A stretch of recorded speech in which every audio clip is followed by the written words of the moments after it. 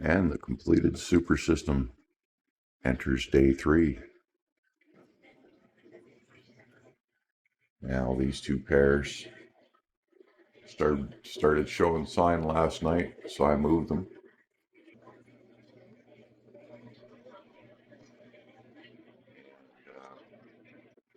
These guys are young, so they're aggressive.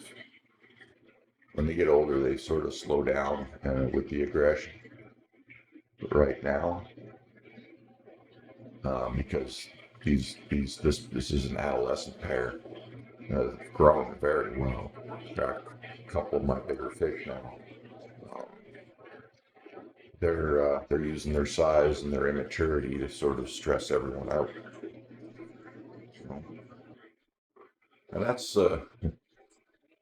pay attention because when I dropped these fish in that tank, they were smaller than him, or maybe close to the size he is now, and that was in the fall. Um, there's a lot of myths when it comes to keeping discus, and one of them is growth inhibiting hormones. You'll hear a lot of talk about that. You'll even see it written about in older books. But it's freaking nonsense. It's an excuse for stunting fish. That's all it is. And it's an old excuse that kind of made it into the hobby. And it's literally just another one of those myths. The myth being, or the narrative being that if you put small fish, small discus, with big discus, the big discus will release a hormone as if they're a plant that's inhibiting the growth of the other plants around them. It just does not work that way. It um, you're you're going to see a lot of talk about that, but the truth of the matter is, as long as the discus is about 2.5 to 3 inches, you can put it with adults and it'll grow just fine. If you're doing your job right, it's going to grow just fine. The things that inhibit growth, it is related to water quality and cleanliness. So, or disease, if you're dealing with disease. So it's not the other fish, I assure you. Now, there is probably hormones in my water because I have two active pairs right now. So the females are throwing hormones. Now, when these two pairs were in the tank over here in close proximity to these fish, okay? Like now I'm talking about actual hormones. Growth inhibiting hormones are a myth. They don't exist. I'm talking about like the females start throwing hormones to get the males excited, and it does that. It does that, but only when they're in close proximity. This water is all being shared. It's all the same water. But because I removed the two pairs, the aggression stopped over here. So if the hormone itself was driving the aggression, the hormone's still present in the water.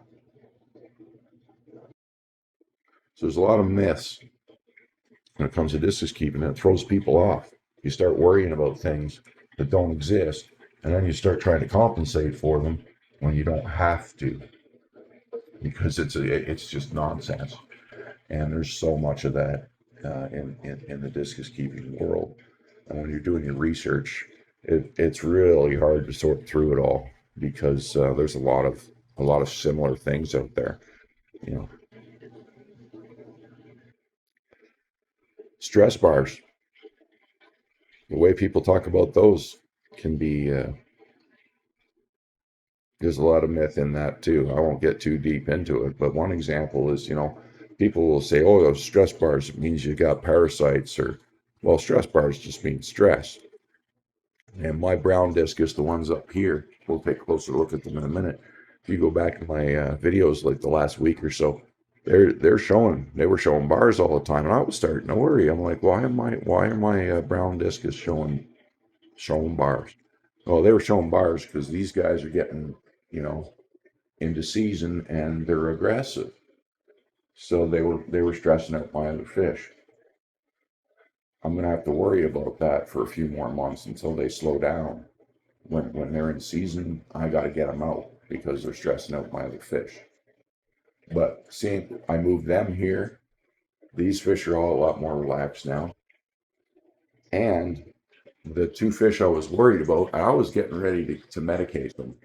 And that's the other problem is we always rush to medications, but a lot of times it's something else. So if I had medicated these fish, every time you medicate them, you might kill them. You might kill them. Adverse reactions. It's hard on their kidneys. It's hard on their liver. Um, if you're medicating a fish all the time, you're just slowly killing them. You really can't be doing that. If you're throwing meds in your tank every month, your fish aren't going to live 15 years. I'll tell you that much right now. You're going to keep dropping fish. And, but look at these guys. You go back in my videos that are showing bars. Okay, I got them away from this pair, and they're perfect now. Perfectly happy. He's a little pissed off because I'm near the tank, but he's not too disturbed. He doesn't recover from getting booze very well. She's perfectly, uh, light, perfect color. She's happy. She's waiting on him to come around, and I expect she'll start dancing for him soon because he is coming around. His stress car's completely dropped too. And we're getting quite dark. So, and then if they're stressed out too long, they'll start losing weight. So, and it was because of these two here. So, we're always, they're showing stress bars. They'll tell you, oh, your fish has parasites. Um, and we all rush the meds too soon. 9 times out of 10, it's something else. It's something simple. And in this case, it was just breeding stress. And that was it. So now that I've got those two, hormone bags away from the crowd, everybody else has calmed down, and the fighting has stopped. All the males in here were fighting amongst each other because there was two females ready to pop off, and everybody was vying for them.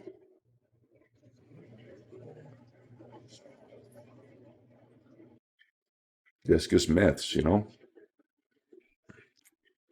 So there's no such thing as a growth inhibiting hormone in discus. I'll tell you that right now.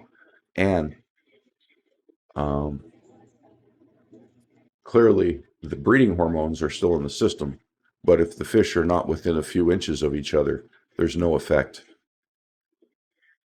So that's the truth about hormones and discus through direct observation.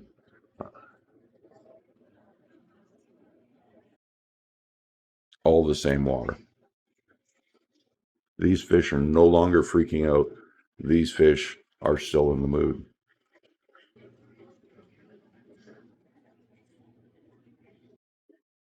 Don't get caught up in the hormone crap.